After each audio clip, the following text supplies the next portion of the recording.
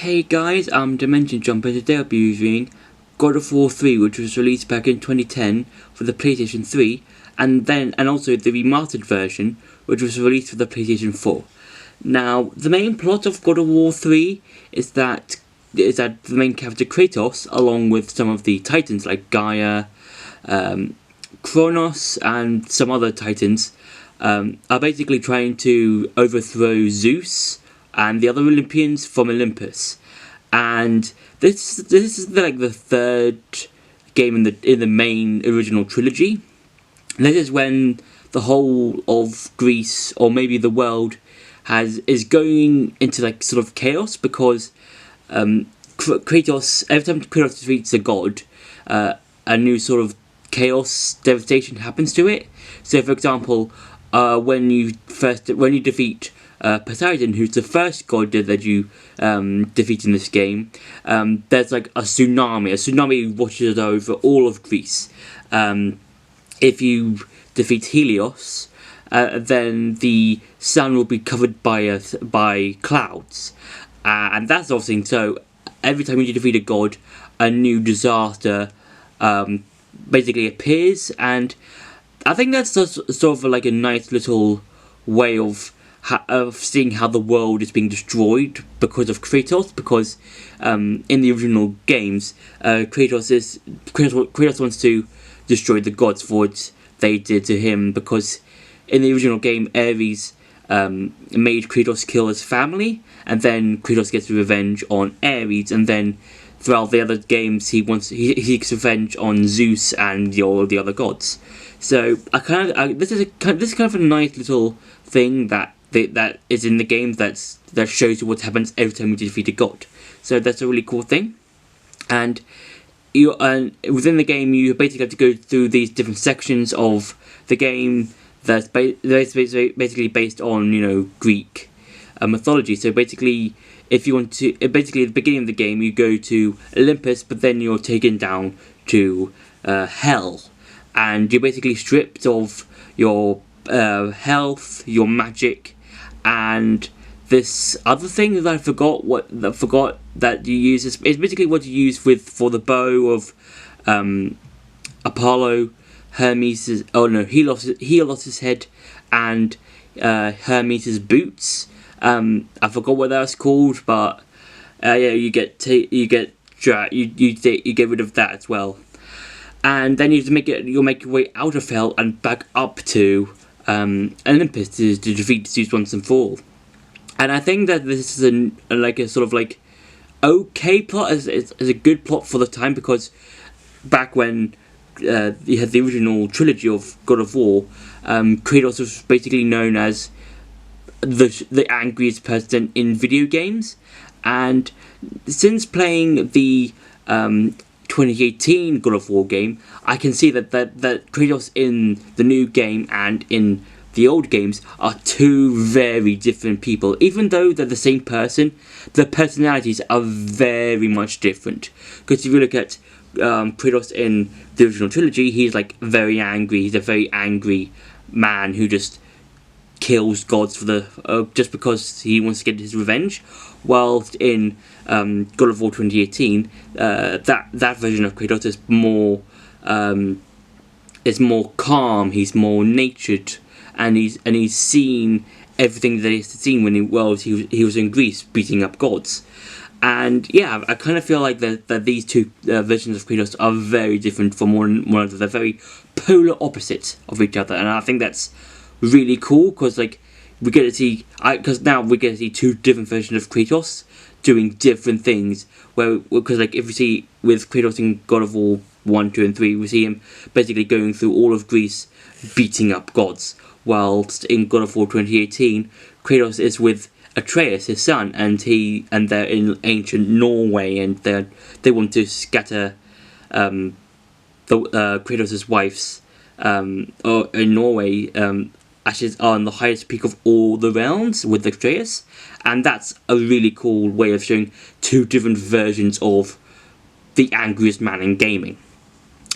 And so within each part of the game, you're shown these different sections. So as I said before, you're in hell, you're in Greece, you're in whatever part of the game, and you're given these specific enemies to fight. So there might be Minotaurs, Gorgons, Furies, various well-known Greek monsters that you fight, and all of them have different abilities or strengths compared to which one you fight. So for example, if you're fighting against a Gorgon and you manage to defeat the Gorgon, every time you rip off its head, you shine it towards the direction of enemies, and all those enemies turn to stone. And I think that's a really cool way of using different monsters' abilities and showing them how they are worked in that specific world. Because with the Gorgons, not only can you use their stare against other enemies, their stare can be used on you, and then you'll be turned to stone, and you can get destroyed by one hit. If I remember correctly. And all the gods that you fight are all based on their specific abilities. So with Poseidon, you're fighting him with, we're fighting him against his water powers. With Hermes, he's got his super speed, boots, things. With Hades, he's basically got these sort of scythe blade-looking things that he can use on Kratos and basically try and hurt him. And every single god you fight might have a certain ability or weapon that they might use that you can also use to advantage in the game. So for example, with Helios's head, because that has the power of the sun, you can use it on specific areas of the game. So you can shine it on and reveal certain areas. With Hermes' boot, you can run up certain walls or ceilings or whatever, and they can give you a sort of extra bit of speed. And yeah, I think with this is really cool because you can use different abilities to your advantage and use them in specific ways. And yeah, and now I'm going to show you some gameplay. Now the combat for God of War 3 is basically a hack and slash styled game. Which I think is not too different from God of War 2018 or 2018, yeah. And but I feel with this game is that unlike with God of War 2018, where in that game you can basically just use a variety of moves and lots of different combos. I feel that this game is it's more heavy on the buttons. Than it is than this game, because that game was a sort of a soft reboot, and yeah, and this game is just relies way more on button mashing.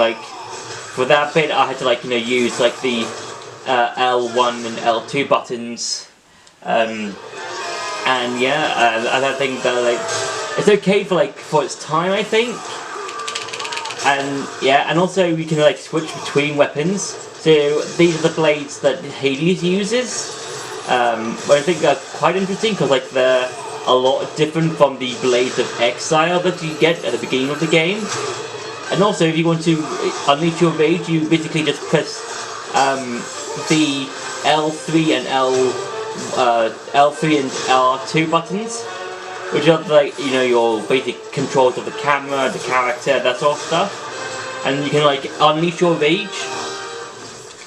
Yeah, and also this you can use magic, which is on the R2 button, and you really have to try and make sure not to get hit by enemies, that sort of stuff. And also, if you want to unleash your different abilities, the weapons. So let's say the bow of Apollo, you can basically just press the L2 and then square. If it's Helios' head, then it's the L2 and the triangle. And if it's Hermes' boots, it's basically L2 and X. I'm really trying to. Oh my god! Oh no. And yeah, and if you want to look at your menu stuff, so you basically got the menu here, and you've got a variety of items that you can use and level up. So let's say I wanted to let's say, you know what, I could upgrade my Claws of Hades, which have gone down from about 2,000 to 11,000. Even though I think I had like a bit more to like, or something about, yeah, and and also this game kind of relies a lot on button mashing, unlike in God of War 2018.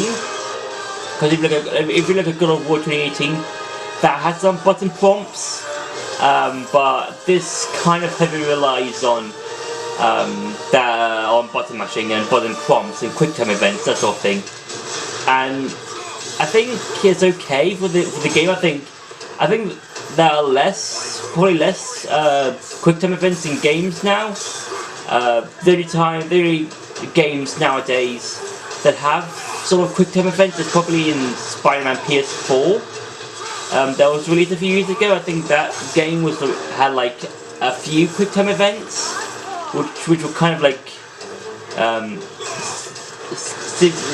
of like if you in situations like that, a game had quick time events. So I think were kind of suited for the area of the game that you win.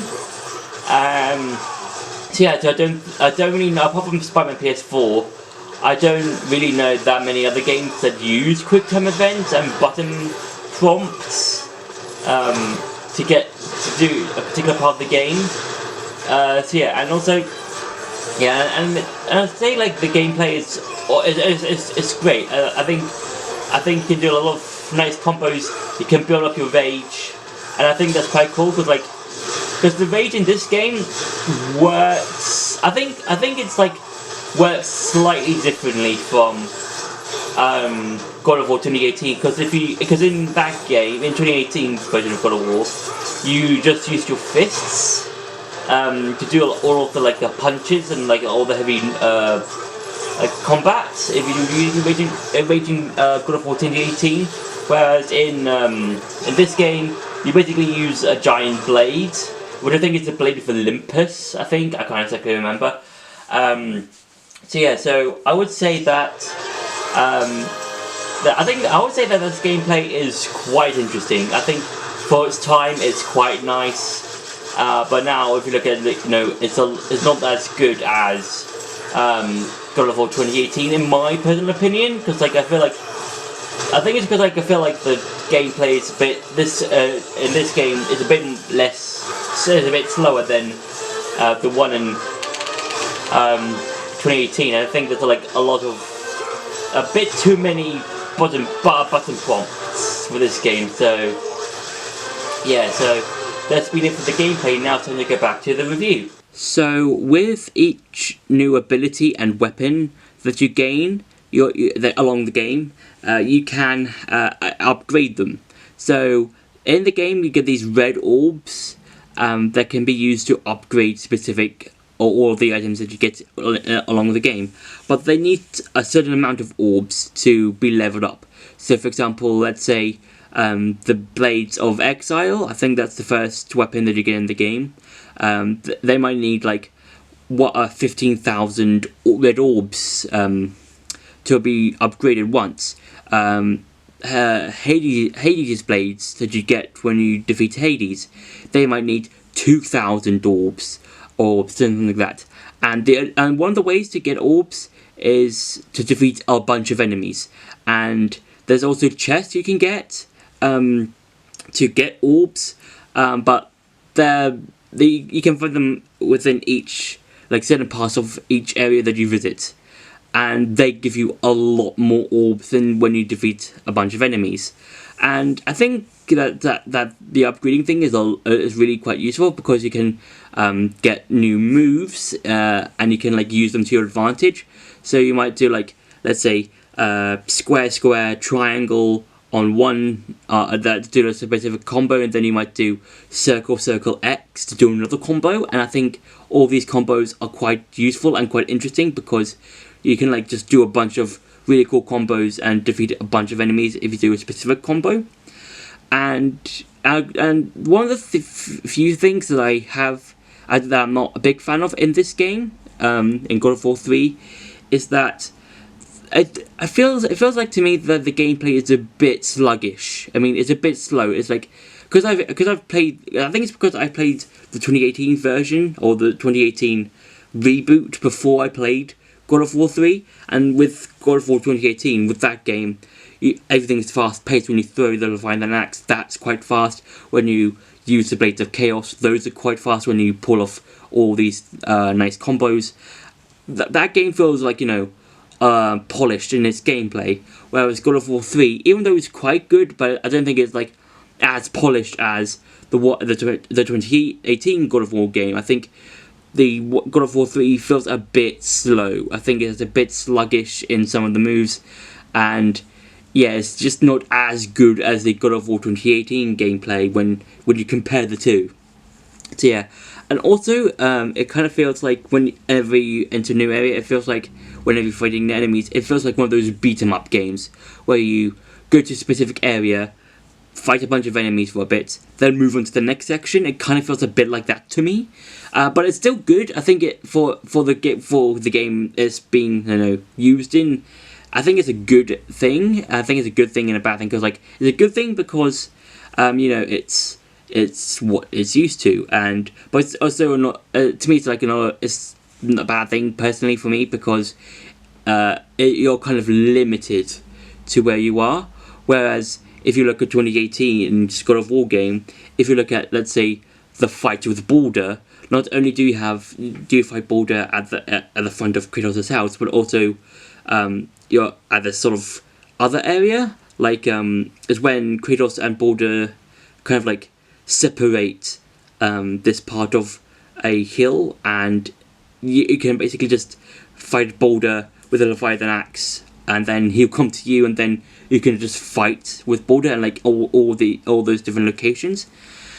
And yeah, so if I had to say my final verdict for God of War 3, I would say it's a good game. I think that it's a good sort of end game for the games that came before it, so God of War 1 and God of War 2, and I think some of the spin-offs that were released in between those games.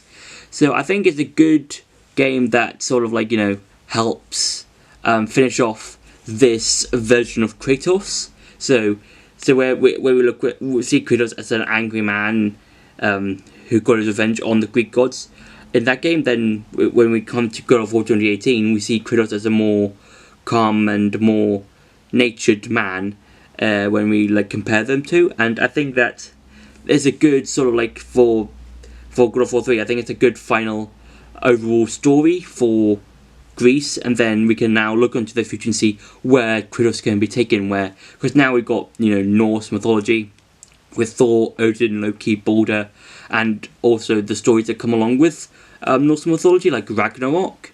I'm kind of excited to see where Kratos is going now with the new God of War games. And yeah, I do really enjoy God of War 3, and I think it's a good, enjoyable game. So that's been my review for God of War 3. I hope you enjoyed this video. Don't forget to like, share and subscribe, and I'll see you in the next video.